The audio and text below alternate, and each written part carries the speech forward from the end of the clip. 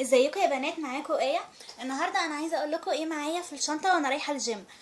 الفيديو ده مش هتستفيدوا منه اي حاجه، هو الموضوع بس ممتع. انا عن نفسي بحب اتفرج على الفيديوهات دي عشان انبسط واشوف الناس واخدين ايه معاهم، ولو انا بنسى حاجه اخدها وكده.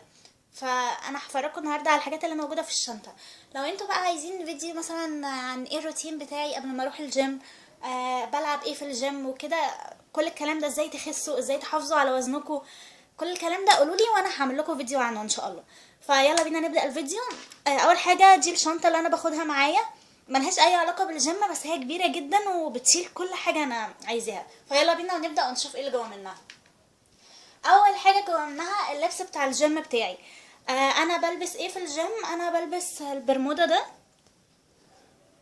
وبلبس كمان تيشيرت كات.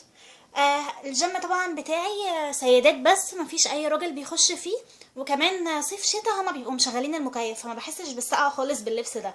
ولازم في الجيم تلبسي حاجه مريحه عشان تعرفي تلعبي براحتك. فانا عندي البنطلون ده اصلا مخصص للرياضه، يعني اللي انتوا شايفينه كده. وبصوا من هنا القماشه بتاعته، مش عارفه بقى باينه في الكاميرا ولا لا، بس هي يعني هو هنا ده قماشه بتمط، لكن من عند الركبه قماشه منقطه. انا عندي منه ده، وعندي كمان بومه منه. اللبس ده يعني مريح جدا للجيم. وكمان في من ورا من هنا سوسته صغيره كده، دي بحط فيها المفتاح بتاع الخزانه بتاعتي في الجيم يعني. دي كده اول حاجه معانا في الشنطه. تاني حاجه الشوز بتاعت الجيم، دي شكلها. اولا انا مش بحتاج الشوز في اي حاجه، انا بس بلبسها عشان ابقى لابسه حاجه في رجلي. انا كده كده برقص زومبا، فمش بحتاج اي حاجه، لان الصراحه الايروبكس يعني صحتي ما بتجيبهوش. فانا بلعب زومبا وبلبس الشوز دي. تاني حاجه معايا في الشنطه الفوطه. الفوطه بتاعتي دي بحتاجها، يعني مثلا عايزه اغسل وشي انشفه بيها وكده، لكن كده كده هو في شاور هناك في الجيم وكل حاجه لو عايزه اخد شاور فيه. بس انا الجيم بتاعي على اول الشارع عندي، فاللي هو اخد ليه شاور في الجيم طالما انا ممكن اروح اخد شاور في البيت يعني. فانا باخد الشاور بتاعي في البيت. تاني حاجه موجوده الحزام ده بتاع الجيم. الحزام ده كل الناس عارفينه. ده ما بيعمل ده يعني مفيد جدا للجيم. ليه بقى؟ لو عندكم مثلا منطقة عايزين تخسسوها زي بطنكم، الأرداف، أي حتة بتلبسوها الحزام ده بيعمل احتباس حراري كده، فالمجهود اللي انتوا بتعملوه يعتبر بيتضاعف. فده انا دايما بلبسه على بطني وانا بلعب، علشان انا بحب البطن اللي هي بتبقى داخله لجوه، ما بحبش بطن حتى لو طالعه لبره. فدي بتساعدني قوي ان انا يبقى عندي البطن دي. كمان معايا بيبي وايبس. البيبي وايبس دي بستخدمها لو عايزه امسح وشي، عايزه امسح ايديا، اي حاجه بستخدمها. كمان معايا السبراي ده من نيفيا، مزيل العرق، ده كويس جدا وبحب قوي استخدمه وانا في الجيم. معايا كمان طبعا اللي ما ينفعش انساها ازازه الميه بتاعتي.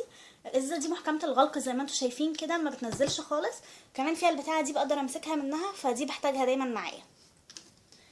في كمان البادي ميست بتاعي. ممكن تاخدوا طبعا برفيوم صغير وكده، بس انا بحب اخد البادي ميست عشان بحس ريحته خفيفه قوي على جسمي بعد ما اخلص او قبل ما العب، بحب ارشه قوي. في ايه تاني؟